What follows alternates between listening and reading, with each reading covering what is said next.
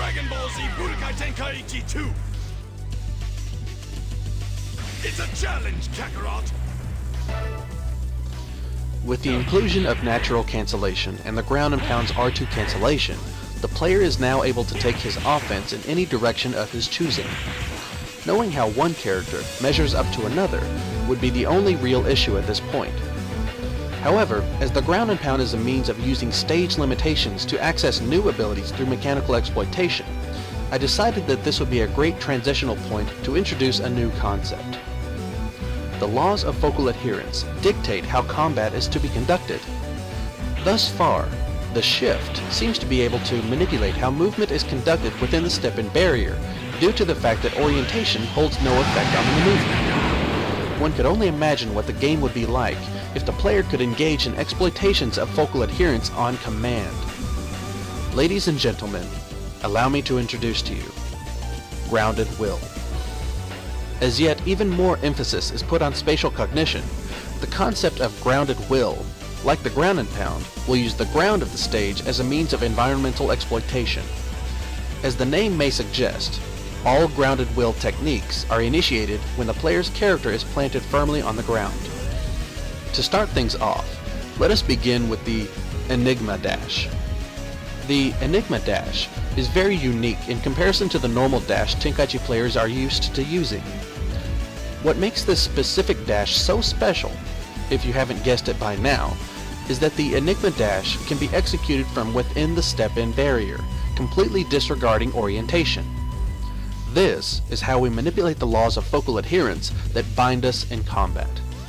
It is, in fact, movement itself that allows such freedom with the ground and pound. Imagine the freedom that comes with the advancement of movement when such exploitation is put into effect. One may find similarity with Super Smash Bros. Melee regarding the wave dash and wave landing, the difference exhibited through levels of focal adherence and flight versus gravitational factors. As we reference such technical translation, let us now take pause and consider the overall perception of depth for Super Smash Bros. Melee as reflected by the general FGC. In the beginning, Super Smash Bros. Melee was not accepted as a true fighting game by the FGC, as it, like Tenkaichi, strayed too far from the traditional construct, the standard for all competitive fighting games. Over time, the Smash community began to prove the worth of their game through training, dedication, competitive drive, a striving to evolve, and the courage to oppose the overwhelming voice of the masses. Through such time, many evolutionary doors of technical discovery have emerged, such as the wave dash, L cancel, shuffle, DI, and so on. Such discoveries have only uncovered more depth and competitive potential, leading to a new perspective, reflecting Smash as being one of the most competitive and deep fighters to hit the scene. Learning these new techniques can be the difference between the default understanding of combat depth and high-level gameplay. As it may seem surprising to most, Tenkaichi 2 includes a similar nature of technical discovery, for the depth and competitive potential of the game has drastically increased with every new technical discovery. The initial understanding of Tenkaichi gameplay is but a shadow of what Tenkaichi has become. The Enigma Dash is but one more technical discovery that has provided opportunities for metagame improvement to match competitive depth. To fully understand, let us explore the mechanics of the technique and see where it takes us. To first reaffirm the understanding of limitations relating to the step-in barrier, let us first place the opponent on ground level in close proximity. When attempting to dash to the left by holding left and pressing X, we've experienced this result as a sidestep to the left, not a dash. The nature of such limitations establishes a binding of character control, much like the inability to sidestep in Street Fighter II. As the Street Fighter accepts such limitations, applied through laws of focal adherence, such new technical discoveries of Tenkaichi 2 modifies the player to a boundless state, even if only temporary. At this point, it is expected that you are fully aware of all movement limitations relating to the nature of each level of focal adherence. Such limitations coalesce to a universal understanding among competitors and furthermore presents a basis of which the competitors must conduct all forms of combat. A competitor's metagame is only as strong as his understanding of the game itself and his understanding of his opponent. To remain content with the stagnant level of technical understanding is to limit one's potential. This is fine for those who wish to compete on a level playing field, but here we are reaching for the heavens. We play to be gods. We must break through. We must breach the barrier. We must become limitless. Recognize again that as long as the player's character is grounded, he is awarded the jump ability, even when positioned inside the step-in barrier. Due to the jump's seemingly limited offensive potential, many people disregard the jump as a viable option during combat, especially when in close proximity. When in jump mode, the player can cut this jump short by initiating the dash. While the jump can cover up to 10 feet in altitude before coming back down, this presents the option to dash from jump initiation to landing position.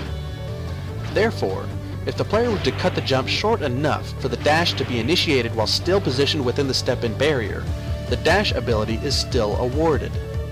Through practice, once the player is able to shorten the jump prior to dash initiation to the point that the jump is not visually recognized during activation, this is called the enigma dash. The point is to train until the jump-initiated dash to the left, for example, looks like an ordinary grounded dash to the left, but simply initiated within the step-in barrier. This instantly awards the user of all attacks relating to the dash while inside the step-in barrier, including the dash charged melee, the sudden impact terminus, dashing key blast flurries, and with the proper R2 cancellation, descent sweep. In fact, knowing that any charged dash melee holds true to orientation, one can use the enigma dash to escape the step-in barrier and then immediately perform the dashing melee to redirect the dashing attack back at the opponent. This is very useful as a tactical means of metagame enhancement. Now it is important to note at this time that as the laws of focal adherence are being manipulated, a new understanding of movement limitation takes place. Orientation may not be present during the initiation of the enigma dash, but focal adherence is still a factor. However, as one initiates the enigma dash from within the step-in barrier, it is important to understand that a new level of movement limitation is available for consideration. Such limitation relates to how much a hold focal adherence, not orientation, holds on the opponent in relation to the exact position of dash initiation. In fact, there are two levels of the step-in barrier that the player must now consider when regarding movement exploitation: the outer core and the inner core. This has been explained with the dragon dash. When in the outer core, the side enigma dash is still closely tied in with the circumference of the opponent.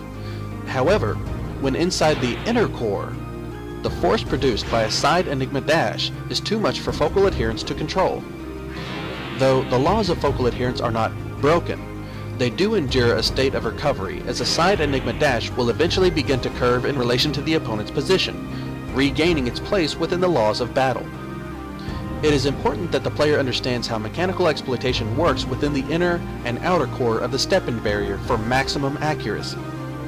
Knowing that the outer core of the step-in barrier holds true to circumferential movement even when considering the enigma dash, this concept may come in handy when regarding the dashing melee that may be redirected due to orientation reset upon activation.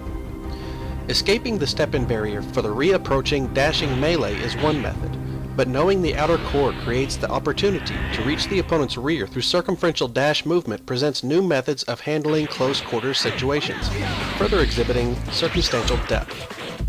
Remember, even dashing melee activated through the enigma dash still holds natural cancellation potential, and furthermore, holds counter stance activation through natural cancellation. A unique aspect of the enigma dash is that unlike the normal grounded sided dash, the enigma dash can be cancelled with R2, no matter what direction the player chooses to dash, assuming character size differences are not so extreme as to restrict such technical inclusion. This is due to the fact that the dash is initiated by the jump, regardless of when the player is able to initiate cancellation. What is even more unique about the dash is that while one may incorporate R2 for dash cancellation, the player is still awarded jump ability during the dash itself. In other words, The enigma dash is both considered to be a grounded dash as well as an aerial dash. Furthermore, as a character can be grounded anywhere on the stage, excluding water and spatial stages, the enigma dash can be activated outside the step-in barrier as well as within. As this dash allows cancellation in any direction, it is highly recommended that any grounded dash be activated as the enigma dash, regardless of the distance between characters. The Grounded Will Super Blasts. To further discuss the newly available options presented by the enigma dash, let us consider the strengths of using the enigma dash inside the step-in barrier. Understanding that the activation of any super blast other than the super explosive wave within the step-in barrier requires a backstep or backflip to create the proper distance. This is a major tell to any experienced opponent. However, as one might recall, the enigma dash can be cancelled via R2, regardless of which direction is incorporated. Therefore, if the player is able to execute the enigma dash backward and immediately press R2 for dash cancellation to position himself within level 1 of focal adherence, one can immediately activate a super blast without presenting the universal telegraph. Therefore, the proper execution for the super blast transition, or Grounded Will Super Blast, would be performed in the following manner. One important note regarding backward enigma dash cancellation: pressing X to cancel holds no termination recovery. Therefore, R2 and X cancellation are interchangeable. It is also important to keep in mind that one is not obligated to perform R2 cancellation when escaping the step-in barrier. Like all fighting games, sometimes it is simply necessary to create a little space for regrouping. Now, I understand that a traditional fighter's experience relating to focal adherence is fairly limited due to the fact that most traditional fighters do not extend beyond a single level of focal adherence. Therefore, many of you may not realize how big of a deal it is to manipulate focal adherence or even disregard one of such laws to access new maneuvers. If I could find a means of relating similarity, consider what a player could do in Street Fighter II if he found a way to sidestep. Or for that matter, consider a game that includes sidestep capability. What if a player could deactivate the opponent's orientation? While such exploitation would merely exhibit a means of cheating, or what a majority would acknowledge as cheating, the exploitation of focal adherence within Tenkaichi 2 merely opens doors of discovery, leading to further depth. To further emphasize the importance of such exploitation, we will discuss options provided by this new break in technical discovery. So stay tuned for the next episode. This is ZeroAnnihilated, and you are watching Dragon Ball Z Budokai Tenkaichi 2 Evolution.